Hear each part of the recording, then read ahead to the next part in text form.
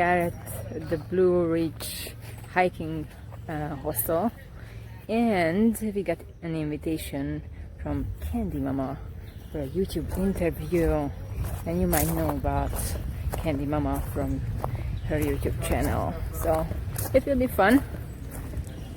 Today I'm interviewing the Drifters. So if you guys could introduce yourselves, your trail names, and when you started, and where you're from. You go first. All right. So my name is John. We started June 12th. I don't have a trail name. And, Not yet. Yeah, not yet. I gave him a trail name. He don't want to take it. I figure one of these days I'll fall on my face and somebody will give me a name like Faceplant or something. Those are the best names though. Like ones that have stories. Some people like run into the trail with like a name or try to get one as soon as possible, but I feel like the best ones are the ones with like a meaningful story. You earned it, right? Yeah, that you earn. Yeah. Alright, I'm Gigi, and I'm supposed to be the Sherpa or the Hun. But John gave me those trail names, so I didn't earn it. Aww. However, I carry a lot of stuff because he has a back issue, so I try to help out for the old guy. Yeah. The old guy on the trail. Anyway. She carries the drone, and sometimes she carries the extra water when we're going to stealth camp or something. Yeah, and I carry my own Hungarian flag. Yay, Hungarian! Yeah. Hungary. If you guys didn't know, my descendants or family is from Hungary. My maiden name was Kamlo, so we kind of bonded on that. So where are you guys from? We live in Pensacola, Florida. Okay. Or thereabouts, just outside of Pensacola in Gulf Breeze. Okay. And I noticed that you guys have two different accents, and you're married. How did you guys meet? So I was backpacking Europe, and cool. I had just left Budapest, and I was heading to Bucharest, Romania, and I met her on a train, and we just kind of bonded. No, we met before that, because I seen this guy sitting before the train left. They're sitting on the stairs or something, and he looks so philosophical or something, so stoic. Philosophical? Yes, philosophical. Yeah. So, the guy who's traveling a lot and just watching people quietly, and it pulled me in, and kind of happened. Happened that I took a seat not far from his. Very cool. So you guys have been together for how long? 14 years? No. Is it? I wasn't. No, we met 14 years ago. Okay. And we've been together for 4 years. He been in Germany, so we had a far distance relationship. Sure. And then we kind of broke up. That was good. I had 2 years freedom. He had 2 years freedom. And we kind of hooked up together again, and we married 7 years. Very good. So you guys have shared a little bit about what you hope to be doing with your lives. First of all, why the Appalachian Trail? Why hike the Appalachian Trail? Because for y'all that don't know, they are through hiking. It is July 8th, and they are in Hot Springs through hiking. And are you guys doing a flip-flop? Just doing a flip-flop. So they're not hitting like 40-mile days just to get to Katahdin before October. Supposed to be a Novo, but Novo, right? When were you guys going to start? April 2nd. April 2nd. Okay. And she went to Europe to visit her family before we started, and she was due to return March 28th, and she got stuck in Hungary when they canceled the flights for coronavirus, and it took 2 months for her to get back. So. Yeah. But that was okay. I mean, every time I spend with my family, since I'm not living home, is always valuable. Yeah. And the Appalachian Trail idea was his dream, John dream, kind of dream. It wasn't really a dream. It was an idea. We were supposed to. My last day of work was supposed to be in December, and so we were thinking about what to do, and we were going to go to Patagonia and do the Route of Parks down there. It's a 1,700-mile trail. And then it turned out my replacement for work was not going to show up until March. And I was like, well, that's a great time to start the Appalachian Trail, so let's do that. And she, Yeah. I was like, what do you think about doing AT? She's like, let's do it. Wow. So you guys also vlog on your hike, and you do weekly vlogs, correct? Or you do daily vlogs? So daily, weekly. See, we try to do them daily, but it takes us. We're uploading a video right now. We've been uploading for the past 4 hours. It might take us 12 hours to upload a video. Oh wow. Okay. So when we come into town and we have Wi-Fi, we try to upload as many videos as possible, and then but we still have a backlog Right. of videos. Okay. So why vlog the trail? Why? Where did that idea come from? Because you have Appalachian Trail, and then all of a sudden you think about vlogging. Was it because you had watched vloggers, or it was just something you've always Yeah, done? the Tower Duo. Yeah, we watch vloggers. John did, like, he would watch all the wow, vloggers. that's and great.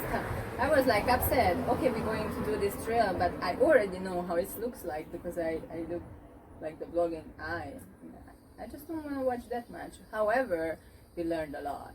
So Very good. about vlogging, about packing. So actually, you guys gave us a really good idea about how we should have our backpacks. Great. Yeah. I'm glad.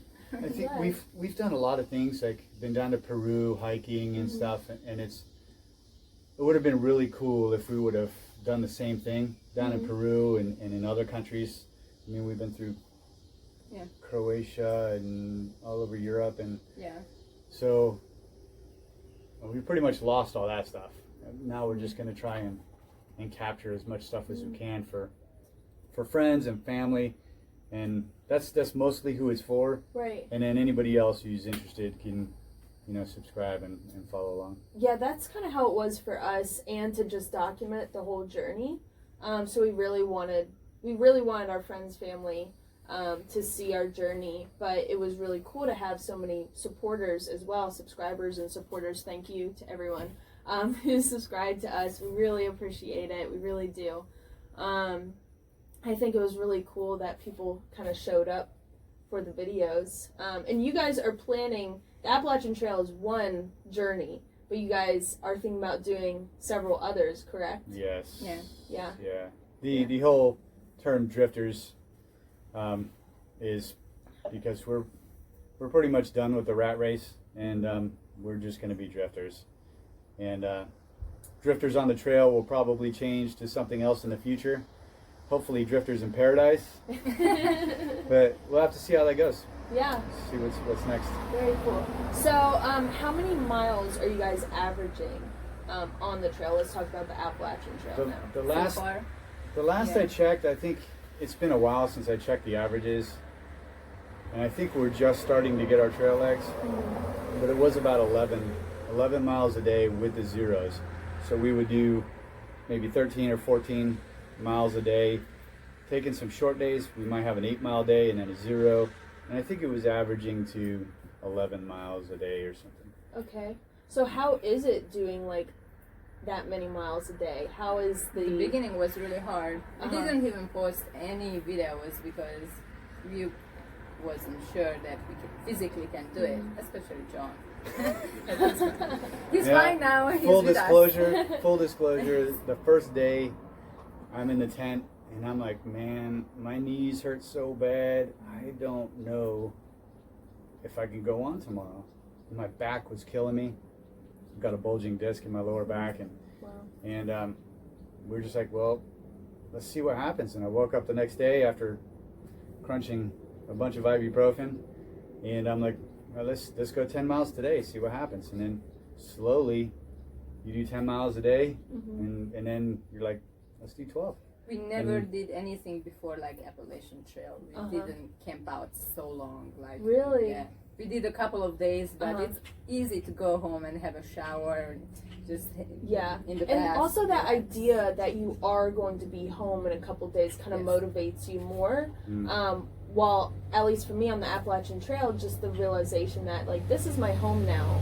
And I kind of had to come to terms with that and find joy in that, too. And know that this was my home, and I can't just go back home because we sold it or we Yeah. stopped renting our apartment. And so the thought of that. at first was super scary, and then it was really encouraging to know that my home was different every night. Yeah. It's pretty interesting how you could be so upset or so mad, you know, from hiking so long because you're in pain. Mm-hmm. But you just have to look up and be like, man, but I'm here. Yeah. And look what's around me, and it's just amazing. Brings you back. You Yeah. know, it gives you a whole new perspective. So usually I need to deal with my emotional side, and he needs to deal with his anger. That's me going up a hill. That's the thing that the trail does for us, though. I mean, it develops, and it makes you realize a lot of things that you didn't realize about yourself, and it helps you develop into, I guess, a more well-rounded person, but also maybe not because you're hiker trash. So maybe not, but I feel like it does something different for everyone, and everyone finds some sort of lesson or thought coming out of it. Like your own hike. Yeah. Everybody's on the trail for a different reason. Yeah. Some people are searching for something. Some people are trying to get away from something. Yeah. Hiding from something. You know, there was like a convict that was on the trail for a really long time. This was like years ago, and he was like going back and forth because he was hiding. Yeah, I don't know all the details. I just heard. Maybe it's like folklore, but yeah, apparently there's someone out here with like a long beard. He just would like hike and stuff. So what is y'all's favorite trail food? Wow, man. What is like, okay, if you So- had a snack that you like go to first at the grocery store, you know that's like the one thing you I need. got a confession. I wanted to stay healthy on this entire trip. I'm like, no McDonald's, no sodas. I haven't had a soda until a few days ago. I haven't had a soda for a couple of years. Uh-huh. And I'm kind of anti-sugar. But drinking healthy and having protein bars instead of candy bars and stuff like that. When I was in Standing Bear, I got to Standing Bear and I had a soda, and I couldn't stop drinking sodas. And then I had 2 candy bars, and then I ate a whole tube of Pringles. Uh-huh. All downhill. It's from like then. 1,700 calories aside from dinner, right? And the next day I felt great. Really? 13 miles uphill. It was like, and I'm like, all right, man, I might be sold. I might need more sugar in my diet. And more salt and more trans More fat. everything, right? So we've been pretty much eating. It would almost be like an Atkins diet. Because- Tuna packets. yeah. It's like been really high in protein and away from the junk food. So like potatoes and like Starkist chicken packets, and then or tuna and nuts or something. He is gluten free. Okay. So I'm he's allergic to wheat. Okay. So I can't do ramen. I can't do Pop-Tarts. Can't do pizza. Wow. There's a lot of hiker food I can't do. Wow. So yeah. we share. I'm gluten free too, since Okay, we yeah. just buy us things. She's involuntarily gluten. It's okay. I'm good with tuna and all those crap.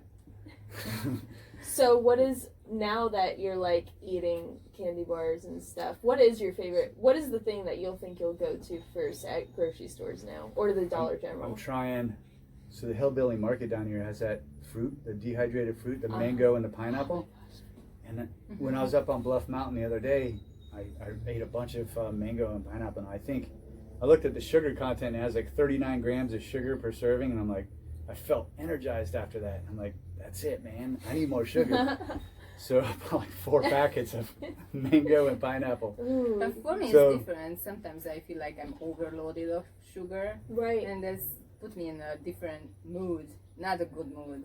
Like I have a headache of sugar. Okay, yeah. Just recently I had candy bars instead of protein bars because I didn't like the taste of protein bars, and I always switch and buy something different every single time we resupply. I try to eat more nuts or salty stuff. So yeah, maybe too much sugar. And when I go in the restaurant, I have salad, so I need vitamins. Yeah. I know it's weird, but not having a burger, but Yeah, no, that's not weird at all. No. I try to stay healthy. Yeah, I mean, it's really, you said salad, right? Yes. Yeah, like, same with me, like, Yeah. salad. I mean, I would get salad because you can't have Yeah. fresh things out there. Yeah. I mean, meat as well, but I just crave salads and stuff.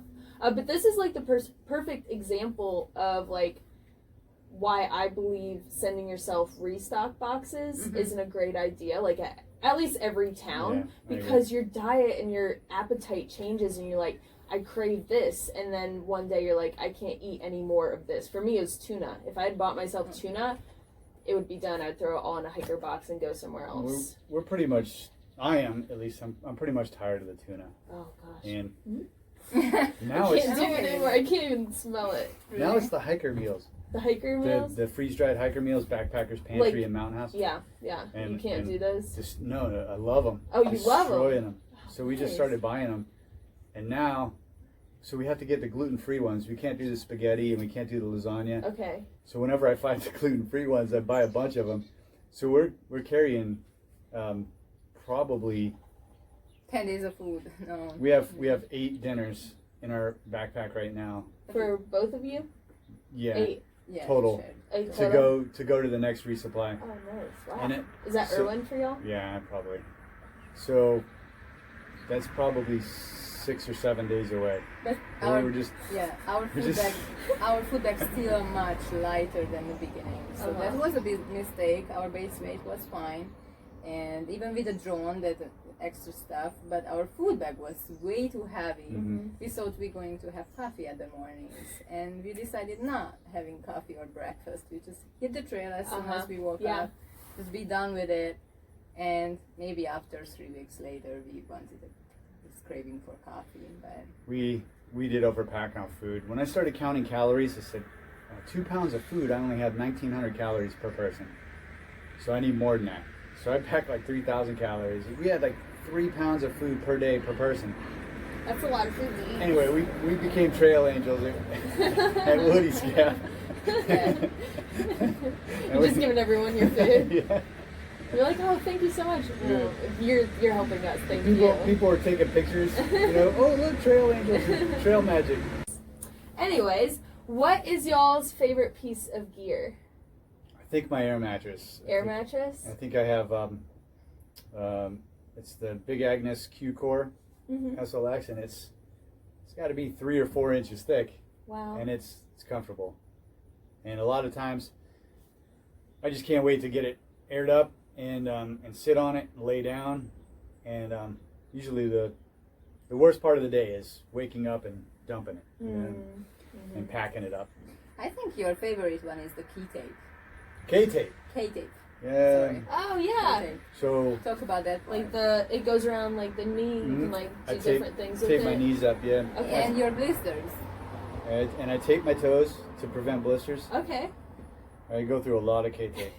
So I have bad knees, and I started off using knee straps, but those biting flies like to get under the knee strap and bite my knees, and they get under my watch and they bite my wrist. Oh gosh.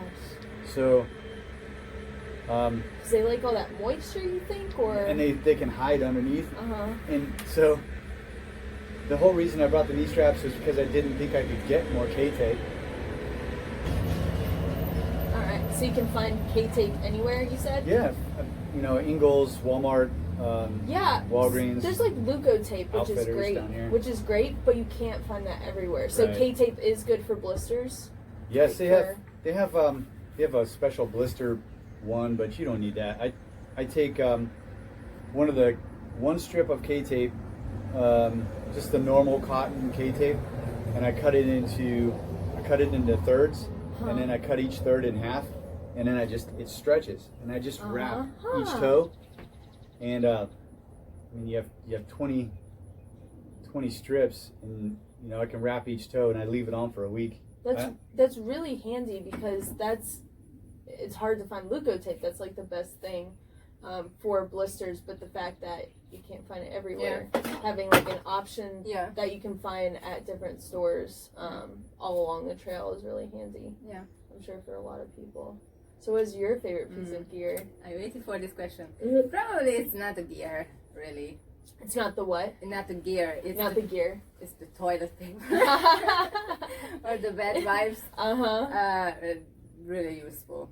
That is a first. Those I've days. never heard anyone say that. Those days. However, the first couple of days I'm in stress, so I'm just used to it to use the restroom in nature. That's a special experience, but or just clean your face. You know, girls like to be. Mm-hmm. And at night, we always had baby wipes. Just wiping off at the end of the night was just nice. I mean, obviously you get dirty the next day, but it's just like I feel somewhat clean. I'm happy. Yeah. I'm somewhat clean. I'm in my sleeping bag. Especially you YouTube, so your face in the camera.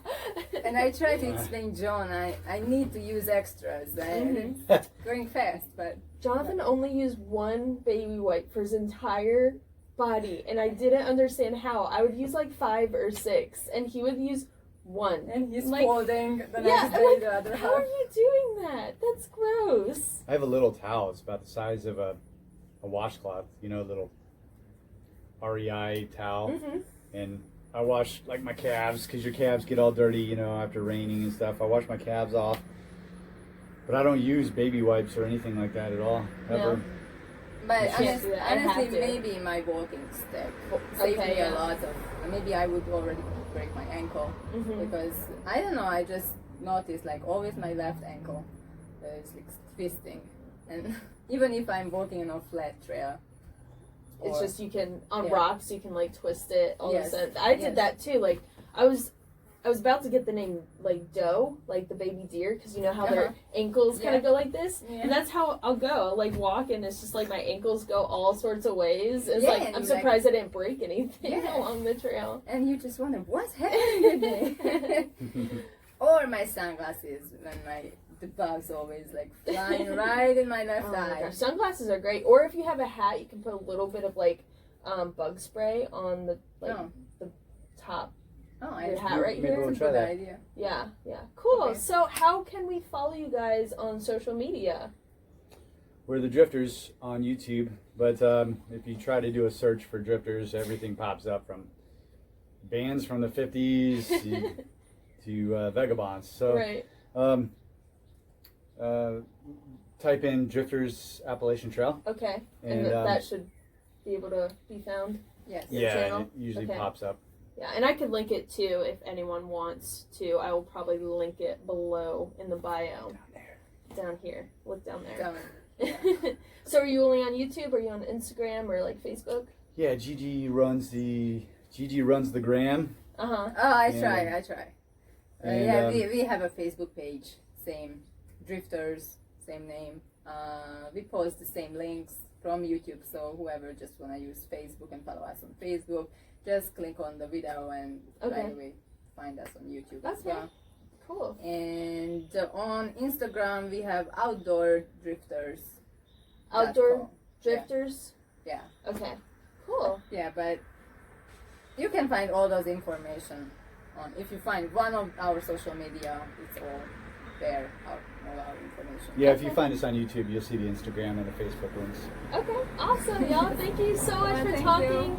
I met these guys when I was kind of hiking up this mountain, and he was like, "Hey, Candy Mama," and I was like, "Oh, do I know you? Did I meet you?" And it didn't occur to me that YouTube is still a thing, and I'm not only just working at the bunkhouse. So that's how I met them, and I'm so glad I was able to talk to y'all. Yes, thank thank you so you. much for coming by and doing an interview. And guys, definitely follow them because they're going to make it to Katahdin, and you're going to want to see it. Okay, so we're going to hang out a little more. So thank you for watching. Thank you. Bye. Bye.